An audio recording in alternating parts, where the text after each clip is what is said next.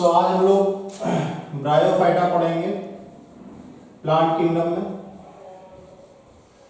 Bryophyta plant kingdom का एक important part है ब्रायोफाइटा, इसको पढ़ेंगे। इसको एम्फीबियंस ऑफ प्लांट किंगडम भी बोला जाता है। ब्रायोफाइटा की अगर हम बात करें तो इसको हम एम्फीबियंस ऑफ प्लांट किंगडम ही कहा जाता है। एम्फीबियंस ऑफ प्लांट किंगडम भी बोलते हैं। क्या कहते हैं? Amphibians of plant kingdom. ऐसे इसलिए बोलते हैं क्योंकि प्लांट किंगडम में एम्फीबियंस इसलिए बोलते हैं ब्रायोफाइटा को क्योंकि ये सॉइल में रहते हैं। They live on soil but depend on water for fertilisation.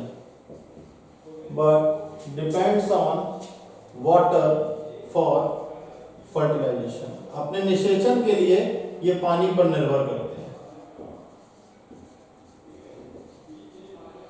तो ब्रायोफाइटा एक बहुत इंपॉर्टेंट क्लास है। तो ब्रायोफाइटा जो टर्म है ये रॉबर्ट ब्राउन नाम के साइंटिस्ट ने पॉइंट किया था। रॉबर्ट ब्राउन नाम का एक साइंटिस्ट था जिसने ब्रायोफाइटा नाम का एक टर्म पॉइंट किया था। स्टडी ऑफ ब्रायोफाइटा को हम ब्रायोलॉजी के नाम से जानते हैं। स्टडी ऑफ ब्रायोफाइटा को हम ब्रायोलॉजी के नाम से जानते हैं। और हर्टविग को फादर ऑफ ब्रायोलॉजी माना जाता है। हर्टविग को फादर ऑफ ब्रायोलॉजी माना जाता है। ठीक, तो ब्रायोफाइटा की अगर हम बात करें तो ये सॉइल पे रहने वाले हैं मगर पानी पर निर्भर करते हैं फर्टिलाइजेशन के लिए। इसीलिए इनको हम एम्फीबियंस ऑफ प्लांट किंगडम कहते हैं। ठीक, ये माना जाता है कि ये ओरिजिनेट हुए हैं एक्वेटिक प्लांट से। दे ओरिजिनेटेड फ्रॉम एक्वेटिक प्लांट। इनकी जो उत्पत्ति हुई है वो एक्वेटिक प्लांट से हुई है और ये लैंड पर वाटर के थ्रू आए हैं। They come on land but they come on land through water but they come on land through water but they come on land through water. तो ये माना जाता है कि ये एक्वेटिक प्लांट से ओरिजिनेट हुए हैं और ये लैंड पे वाटर के थ्रू आए हुए हैं। क्या नहीं समझ में आ रहा है?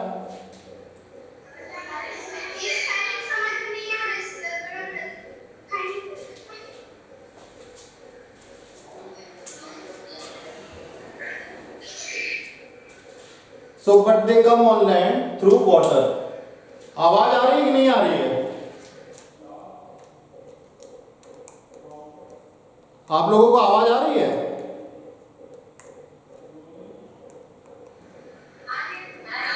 हाँ, तो जो बोला जा रहा है उसको भी तो लिखने की कोशिश करोगे कि नहीं करोगे? कि बीच क्लास में आप लोग इंटरप्ट करोगे ऐसे हर बार? बीच क्लास में इंटरप्ट करेंगे आप लोग?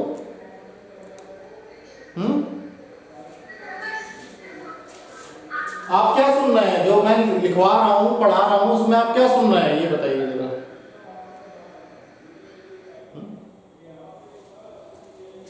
तो ब्रायोफाइटा जो है उनको एम्फीबियंस ऑफ प्लांट किंगडम कहा जाता है। ये सॉइल पर रहते हैं। They live on soil but depends on water for fertilisation. Fertilisation की जो प्रक्रिया है, सेक्सुअल रिप्रोडक्शन की जो प्रक्रिया है, उसके लिए ये पानी पर निर्भर करते हैं। दे ओरिजिनेटेड फ्रॉम एक्वेटिक प्लांट। ये एक्वेटिक प्लांट से ओरिजिनेटेड होते हैं और ये लैंड पर आते हैं पानी के लिए but they come on land through water. तो रॉबर्ट ब्राउन ने ब्रायोफाइटा का जनक माना जाता है। ब्रायोफाइटा टर्म जो है वो रॉबर्ट ब्राउन ने दिया था और स्टडी ऑफ ब्रायोफाइटा को हम ब्रायोलॉजी कहते हैं।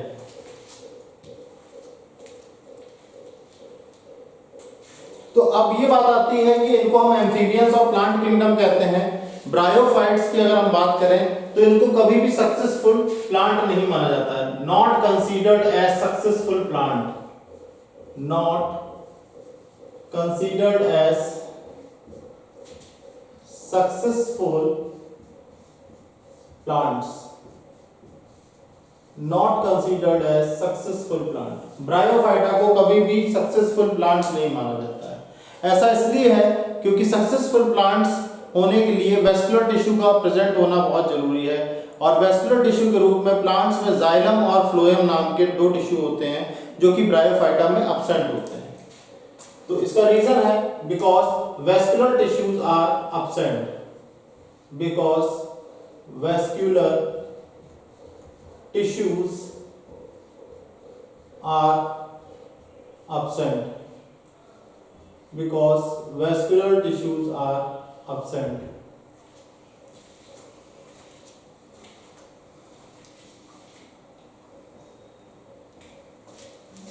अगर रूट्स की बात की जाए तो ब्रायोफाइटा में रूट्स आपकी एब्सेंट होती हैं, मगर स्टेम्स और लीव्स की अगर हम बात करें, स्टेम्स और लीव्स की अगर हम बात करें तो स्टेम्स और लीव्स आपकी प्रेजेंट होती हैं, present just like higher plant, present just like higher plant.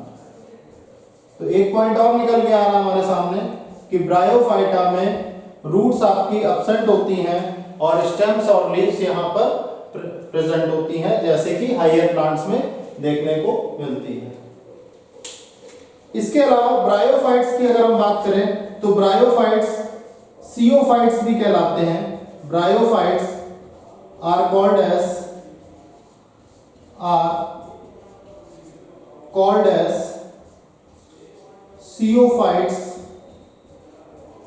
Bryophytes are called as sciophytes, और सियोफाइट का मतलब यहाँ पे ये है कि ब्रायोफाइट्स ऐसी जगह ग्रो करते हैं जो जगह नमी या मॉइस्चर, आप कह सकते हैं मॉइस्ट और वेट प्लेसेस होती हैं, गीली जगह होती हैं, वहां ब्रायोफाइट्स के उगने की संभावनाएं अधिक होती हैं।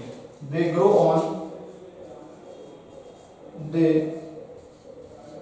Grow on moist and wet places, moist and wet places, they grow on moist and wet places. तो ये ब्रायोफाइटा के बारे में हमने कुछ बातें बताई, इतना आप नोट डाउन कर लीजिए। 3 मिनट का समय दे रहा हूं, उसके बाद हम इसमें आगे फर्दर पढ़ाएंगे।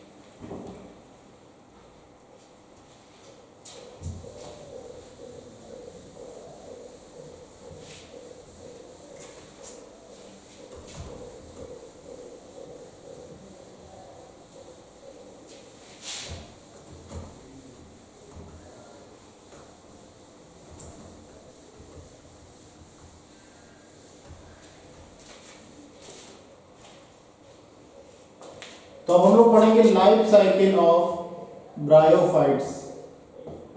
Life cycle of bryophytes.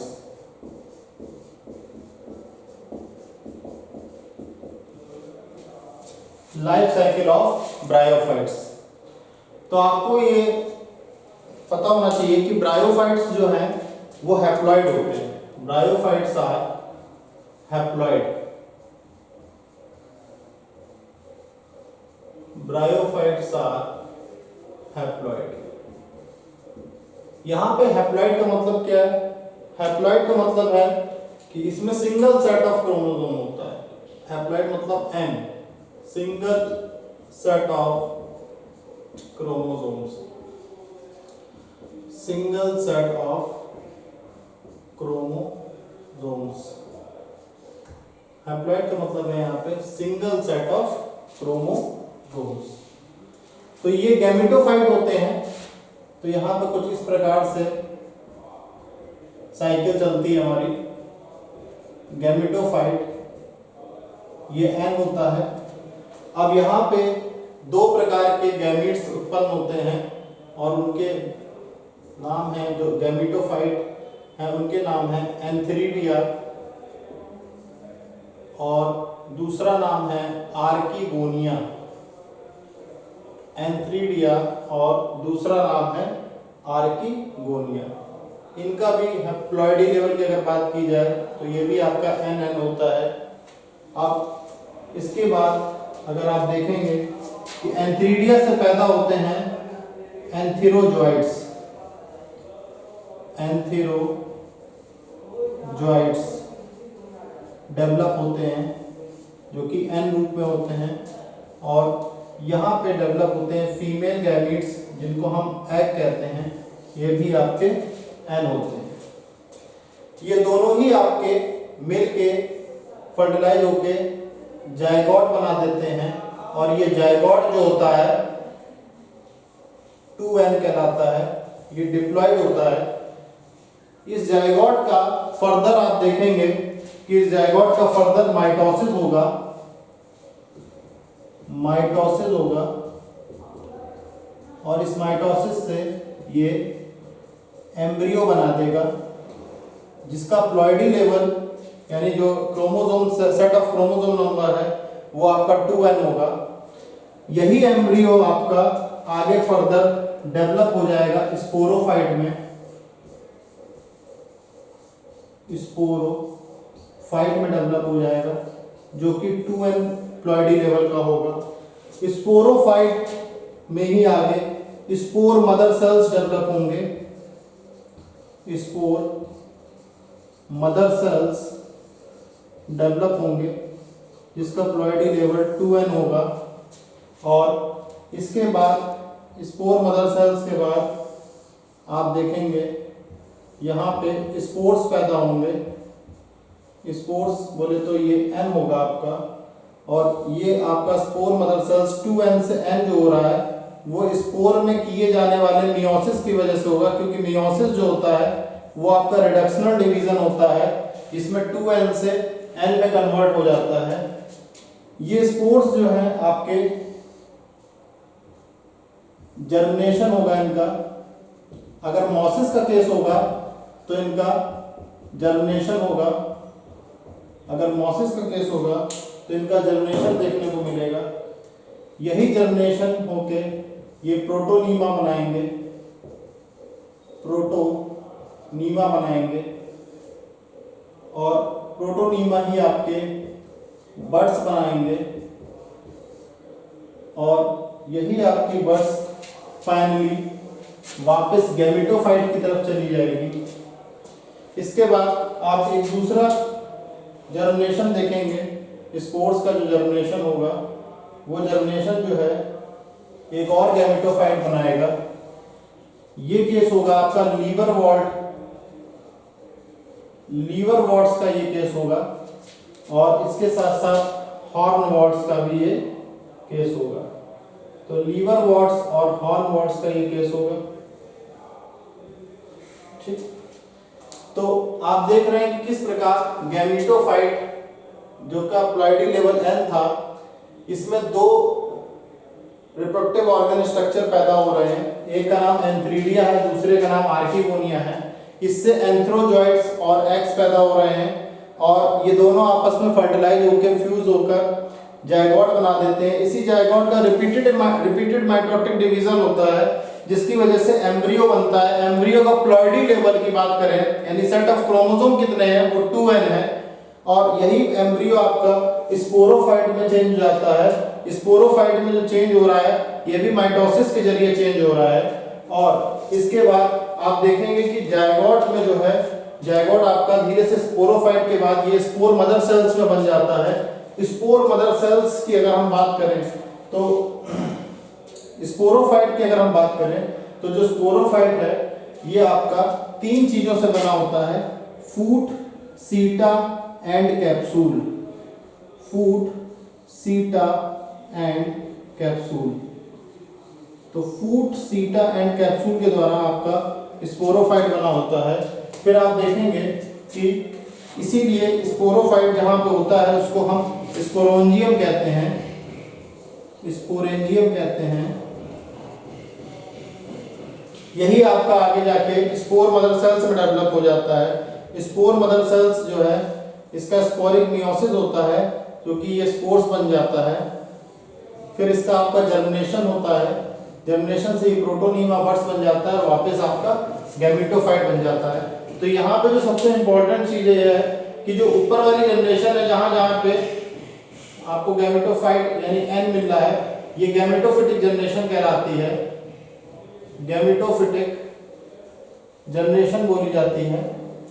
ये गैमेटोफिटिक जनरेशन की अगर हम बात करें तो ये गैमेटोफिटिक जनरेशन जो है हमको सिर्फ और सिर्फ यहां तक देखने को मिलती है।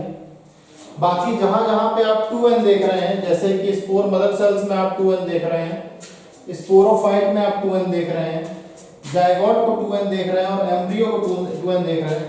मतलब यहाँ पर डिप्लॉइड स्टेज चल रही है और यहाँ पर हैप्लॉइड स्टेज चल रही है। हैप्लॉइड मतलब मैंने आपको पहले बताया कि यहाँ पे हैप्लॉइड का मतलब हो जाता है n, यानी सिंगल सेट ऑफ क्रोमोसोम, और डिप्लॉइड का मतलब हो जाता है 2n, यानी डबल सेट ऑफ क्रोमोसोम।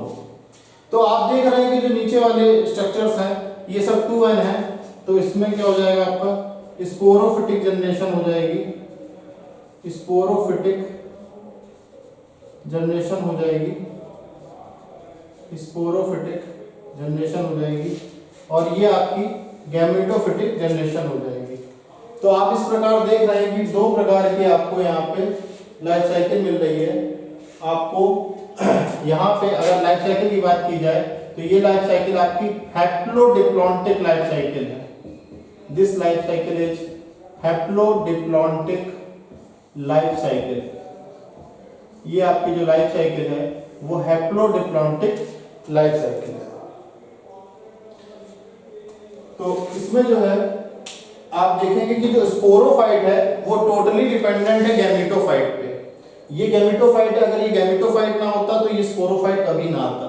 तो आप इसमें एक चीज ये महसूस कर सकते हैं कि स्पोरोफाइट जनरेशन जो है वो टोटली डिपेंडेंट है गैमेटोफाइट जनरेशन पे, इसलिए इसका नाम है हैप्लोडिप्लॉन्टिक। यानी जो गैमेटोफाइट जनरेशन है वो पहले से मौजूद है, इसलिए वो हैप्लॉइड है। और हैप्लॉइड होने की वजह से इसको पहले हमने नाम दिया हैप्लो, और उसके बाद आ रही है डिप्लॉइड स्टेज, तो हमने नाम दिया डिप्लॉन्टिक, हैप्लोडिप्लॉन्टिक लाइफ साइकिल। तो इस प्रकार हमने ये पढ़ा कि ब्रायोफाइट्स में जो रिप्रोडक्शन होता है, सेक्सुअल रिप्रोडक्शन होता है, वो किस तरीके से होता है, कि कैसे एक गैमेटोफाइट होता है, एडल्ट ब्रायोफाइट है, वो गैमेटोफाइट में उसमें एंथ्रीडिया और आर्किगोनिया यानी मेल रिप्रोडक्टिव ऑर्गन और फीमेल रिप्रोडक्टिव ऑर्गन डेवलप होते हैं। मेल रिप्रोडक्टिव ऑर्गन से मेल गैमीट पैदा होते हैं, जिससे, और इसमें आर्किगोनिया जो कि फीमेल रिप्रोडक्टिव स्ट्रक्चर है, इससे फीमेल गैमीट पैदा होते हैं, जिसको हम एग बोलते हैं। दोनों मिलकर जायगोट बनाते हैं, जायगोट से मिलकर आपका एम्ब्रियो बनता है। ठीक, एम्ब्रियो माइटोसिस की प्रक्रिया के तहत होता है, जिसमें रिपीटेड सेलुलर डिवीजन होते हैं। माइटोसिस डिवीजन के बाद एम्ब्रियो आपका स्पोरोफाइट बनता है, जो कि फूट, सीटा, कैप्सूल से बना होता है। स्पोरोफाइट आपका स्पोर मदर सेल्स की तरफ जाता है, जिसका प्लॉइडी लेवल 2n होता है, और स्पोरिक मियोसिस से स्पोर्स बनता है। स्पोर्स जर्मिनेट होकर प्रोटोनीमा बड्स बनाते हैं, और ये बाद में प्लॉइडी लेवल चेंज हो जाता है, यानी 2n से n हो जाता है ड्यू टू स्पोरिक मियोसिस, और इसके बाद ये बर्ड्स आपके वापस गैमेटोफाइट स्टेज में पहुंच जाते हैं और लीवर वॉर्ड और हॉर्न वॉर्ड के केस में स्पोर्स जर्मिनेट होके वापस फिर से गैमेटोफाइट बन जाते हैं। तो this was all about your life cycle of bryophyta. तो यहाँ पे हमने लाइफ साइकिल देखी। प्रोटोनीमा जो है ये पहले प्राइमरी प्रोटोनीमा से डेवलप होता है और उसके बाद सेकेंडरी प्रोटोनीमा, फिर उसके बाद ये बर्ड्स में बन जाता है। तो आप इसको पूरा नोट डाउन कर सकते हैं। 5 मिनट का मैं समय दे रहा हूं, उसके बाद फिर हम लोग टाइप्स ऑफ ब्रायोफाइटा पढ़ेंगे।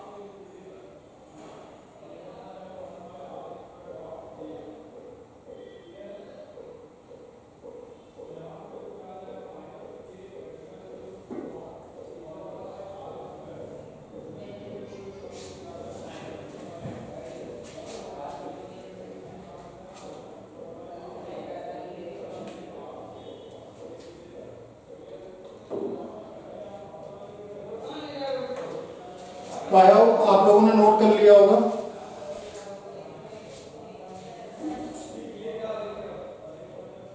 यस और नो?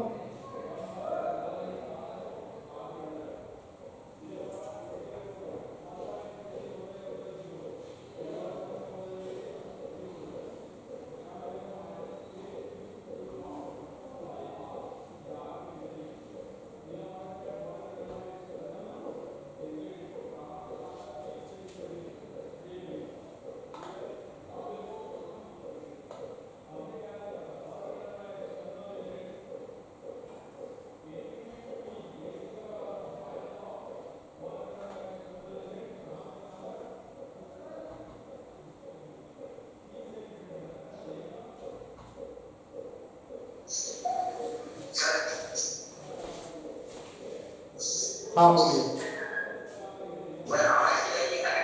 हाँ, आवाज क्लियर नहीं आ रहा है। अब आ रहा आवाज? हेलो, आवाज अब क्लियर आ रहा है आप लोगों को?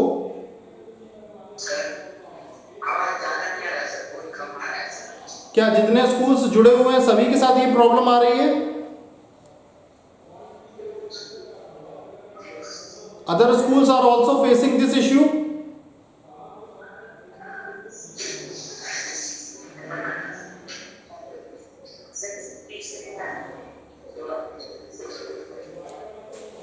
JNV Barsur, you are also facing this issue?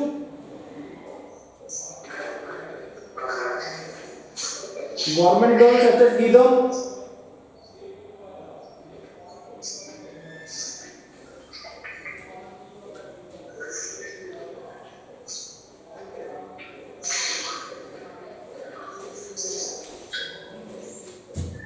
अच्छा, वीडियो विजिबल है आप लोगों को?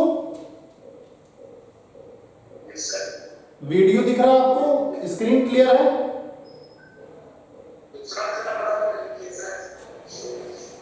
Please tell me one by one. Yes, please speak what you are saying.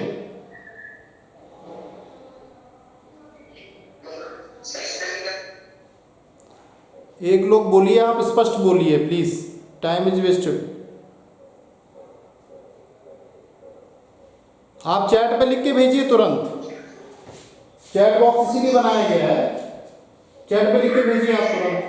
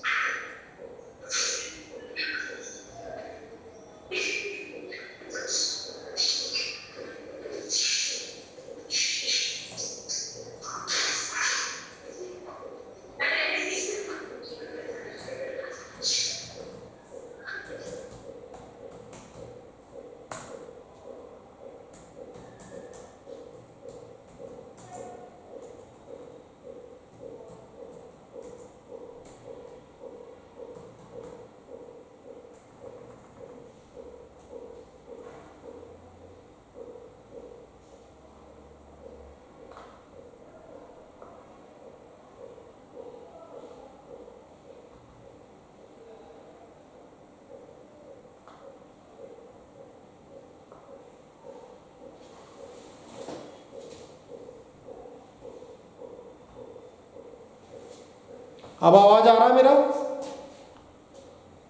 DAV MPS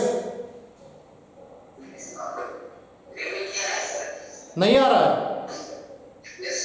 आवाज आ रहा है या नहीं आ रहा है?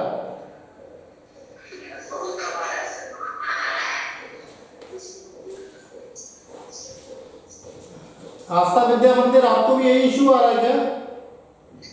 आस्था विद्या मंदिर, प्लीज रिस्पॉन्ड।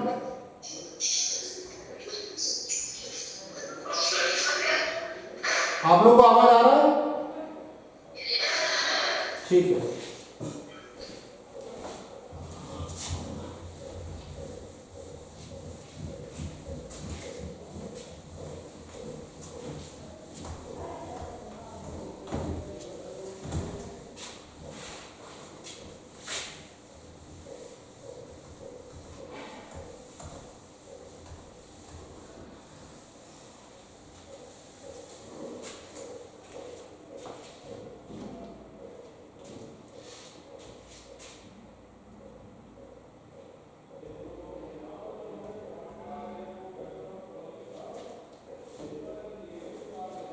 तो ब्रायोफाइटा की अगर हम बात करें तो ब्रायोफाइटा जो है आपका 3 क्लासेस में डिवाइडेड है। Bryophyta is divided into 3 classes. Bryophyta की अगर हम बात करते हैं तो ये 3 क्लासेस में डिवाइडेड है। Bryophyta is divided into 3 classes. उसमें पहला क्लास जो है वो आपका कहलाता है हिपैटिकॉप्सिडा। हिपैटिकॉप्सिडा। दूसरा क्लास कहलाता है एंथोसीरोटॉप्सिडा। एंथोसीरोटॉप्सिडा। और तीसरा क्लास कहलाता है ब्रायोप्सिडा। ब्रायोप्सिडा और मस्की।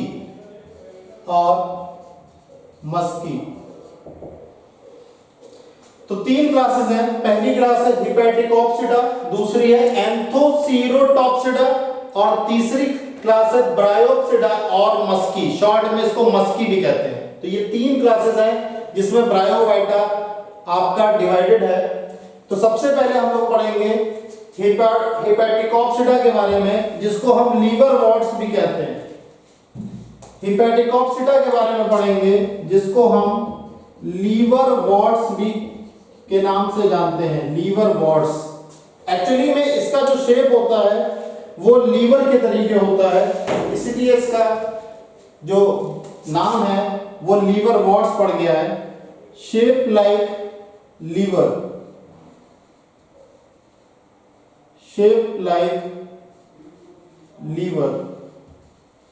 ये लीवर के आकार का होता है, लीवर के शेप का होता है, लीवर जैसी आकृति होती है और वहीं पर इसकी फ्लैट शेप भी होती है। तो जो फ्लैट शेप वाला है उसको हम रिकिया के नाम से जानते हैं और जो लीवर शेप वाला है इसको हम मर्केंटिया के नाम से जानते हैं। तो 2 प्रकार के आपके शेप है। एक है लीवर शेप जिसको हम मर्केंटिया के नाम से जानते हैं, दूसरा है फ्लैट शेप जिसको हम रिकिया के नाम से जानते हैं। तो इसलिए इन दोनों को हम लीवरवॉर्ट्स के नाम से जानते हैं। लीवरवॉर्ट्स के नाम से हम जानते हैं। इस क्लास की जो प्लांट बॉडी है वो थैलस लाइक है। इस क्लास की जो प्लांट बॉडी है वो आपकी थैलस लाइक है। इसकी जो प्लांट बॉडी है वो आपकी थैलस लाइक है। यहां पे थैलस में राइजॉइड्स और स्केल्स प्रेजेंट होते हैं। Rhizoids and scales are present on thallus and scales are present on thallus. यहां पे राइजॉइड्स और स्केल्स प्रेजेंट होते हैं थैलस में। जहां तक हम बात करते हैं राइजॉइड्स की, तो राइजॉइड्स आपके यूनिसेलुलर स्ट्रक्चर होते हैं। वहीं पर अगर हम बात करें स्केल्स की, तो स्केल्स आपके मल्टी सेलुलर स्ट्रक्चर होते हैं। स्केल की हम बात करें तो स्केल आपके मल्टी सेलुलर स्ट्रक्चर हैं और राइजॉइड्स की अगर हम बात करें तो राइजॉइड्स आपके यूनिसेलुलर स्ट्रक्चर है।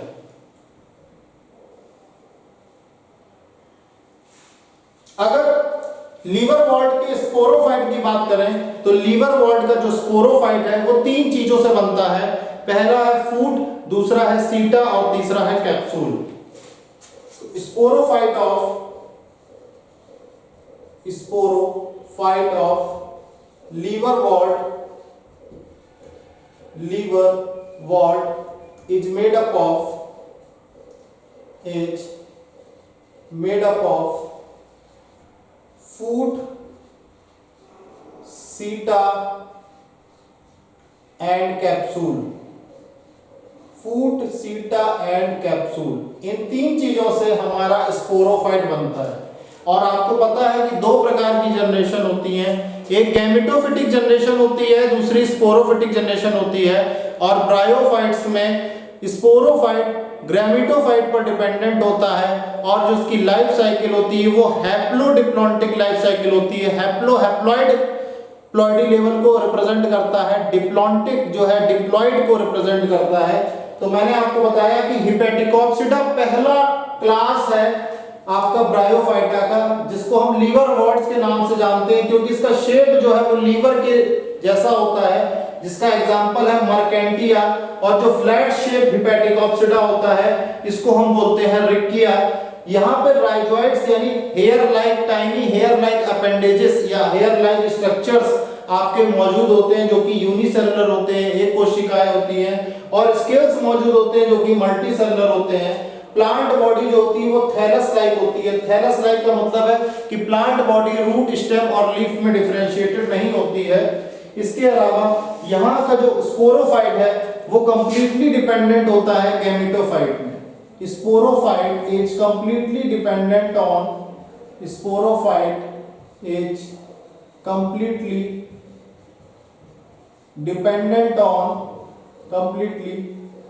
Dependent on gametophyte. स्पोरोफाइट जो होता है वो कंप्लीटली डिपेंडेंट होता है गैमेटोफाइट पे।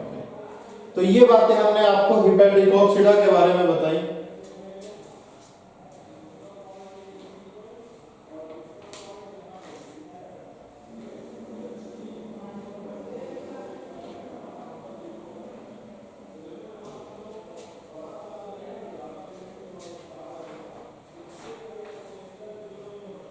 तो आप नोट डाउन कर सकते हैं इसको।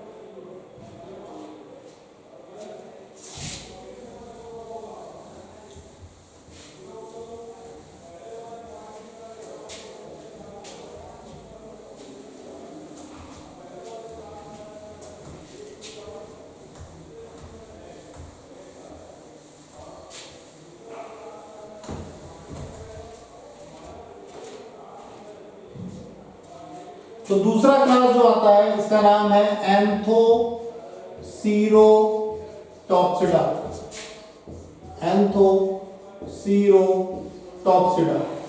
एंथोसीरोटॉप्सिडा को हम हॉर्नवॉर्ड के नाम से भी जानते हैं। किस नाम से जानते हैं? हॉर्नवॉर्ड्स के नाम से भी हम एंथोसीरोटॉप्सिडा को जानते हैं। एक्चुअली इसकी प्लांट बॉडी की अगर हम बात करें तो इसकी प्लांट बॉडी भी थैलस लाइक होती है। इसकी प्लांट बॉडी भी आपकी थैलस लाइक होती है। इसकी प्लांट बॉडी भी कैसी है? थैलस लाइक है। यहाँ पे स्केल्स तो आपके एब्सेंट होते हैं।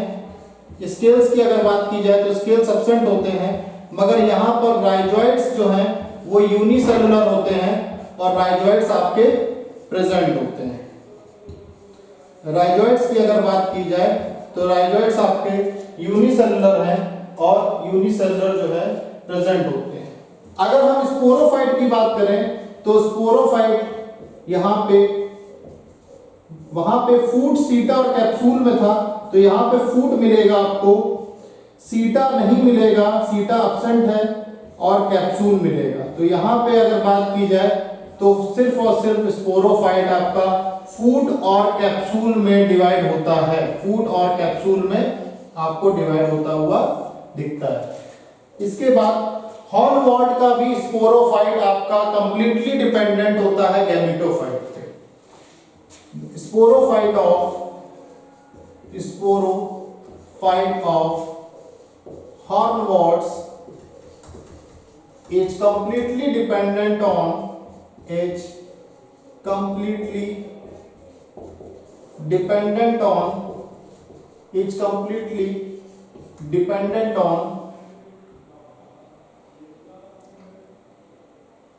गैमेटोफाइट।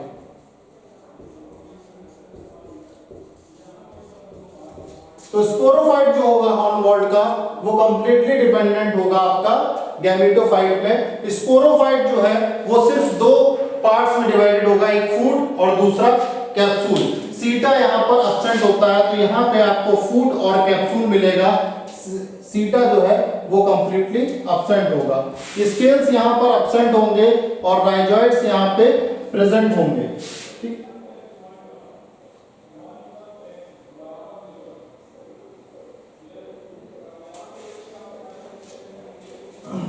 इसमें एक चीज आप कमेंट कर लीजिएगा कि स्पोरोफाइट जो है ये कंप्लीटली डिपेंडेंट नहीं होता है, जस्ट लाइक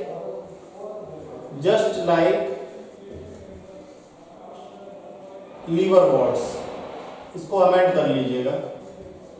इसमें ऐसा इसलिए होता है कि जो स्पोरोफाइट है हमारा वो पार्शियली डिपेंडेंट होता है, क्योंकि स्पोरोफाइट जो है एक फोटोसिंथेटिक है, अपना भोजन खुद बना सकता है। तो स्पोरोफाइट जो है वो आपका गैमेटोफाइट पे पार्शियली डिपेंडेंट रहता है, क्योंकि वो एक फोटोसिंथेटिक स्ट्रक्चर है स्पोरोफाइट।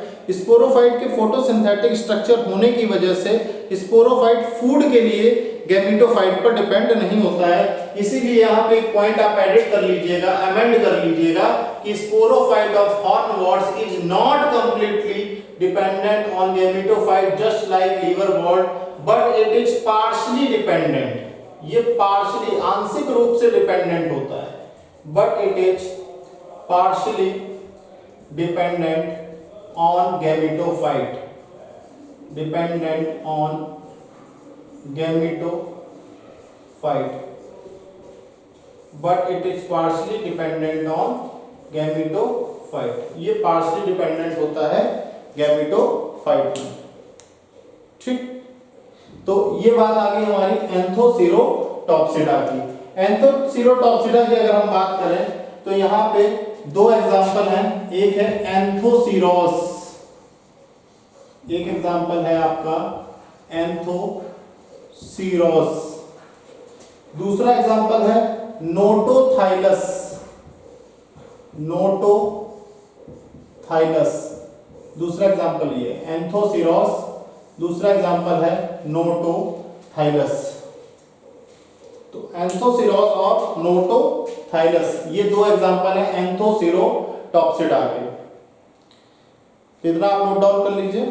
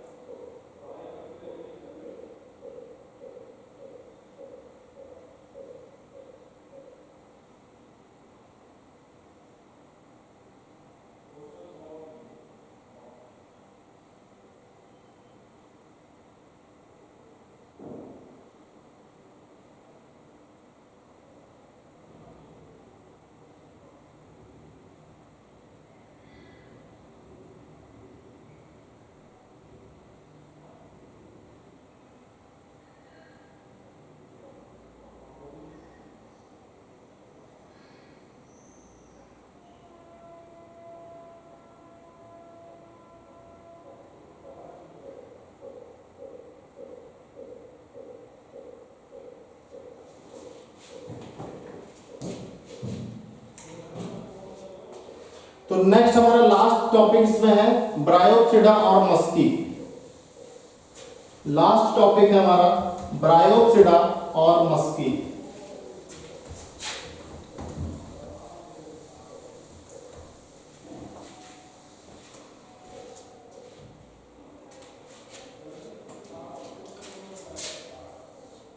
ब्रायोप्सिडा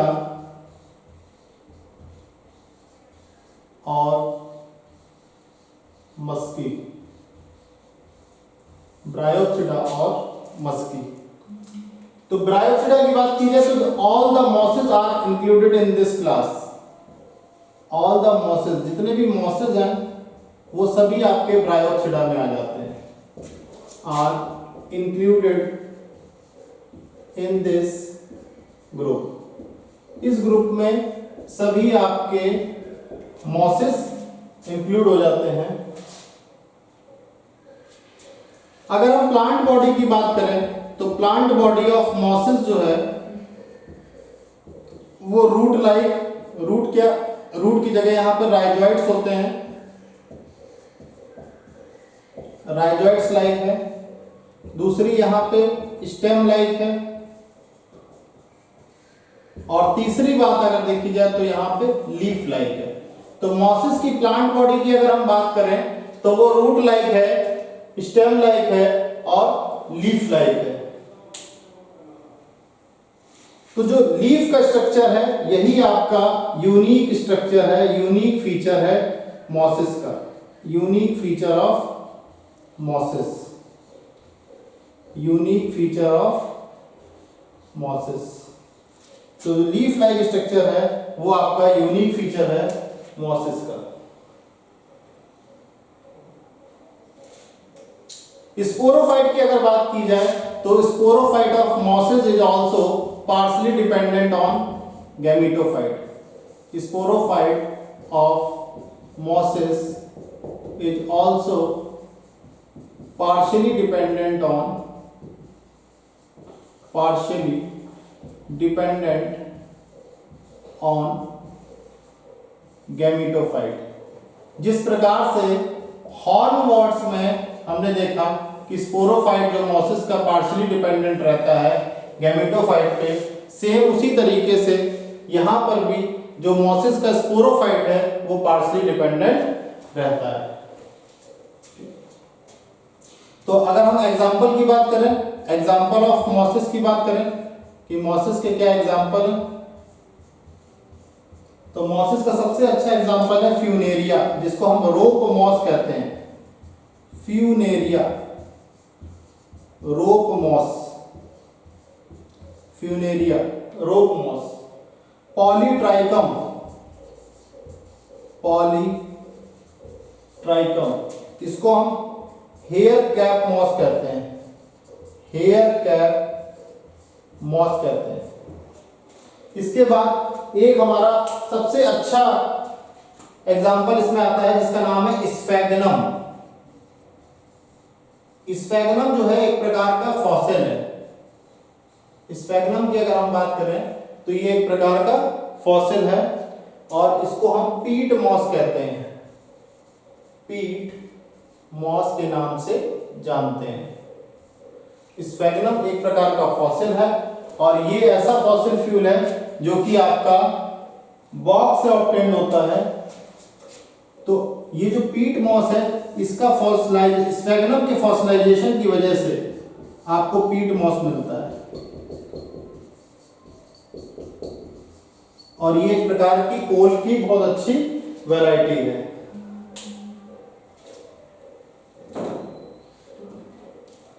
तो स्फैगनम की अगर हम क्वालिटी की बात करें तो स्फैगनम एक एब्जॉर्बेंट की तरीके वर्क करता है, एब्जॉर्बेंट कॉटन की तरीके वर्क करता है। स्फैगनम के अंदर हाई एब्जॉर्बिंग पावर होती है, तो इसको हम एब्जॉर्बेंट कॉटन के नाम से भी जानते हैं। इसको हम एब्जॉर्बेंट कॉटन के नाम से भी जानते हैं। तो स्फैगनम जो है इसको हम एब्जॉर्बेंट कॉटन के नाम से भी जानते हैं। तो बच्चों आज की क्लास आपकी इतनी ही है। आपका आज से ब्रायोफाइटा पूरी तरीके से कवर हो गया है, खत्म हो गया ब्रायोफाइटा। अब आपका जो अगला कल का टॉपिक है वो टेरिडोफाइटा रहेगा, फिर उसके बाद आपका जिम्नोस्पर्म्स रहेगा, जिसके बाद हमारा प्लांट किंगडम खत्म हो जाएगा। तो आई होप आपको इस क्लास में ब्रायोफाइटा पूरी तरीके से समझ में आ गया होगा। इसके क्वेश्चंस आप फिंगर टिप्स और 36 ईयर से लगाइएगा। Thank you for today's class.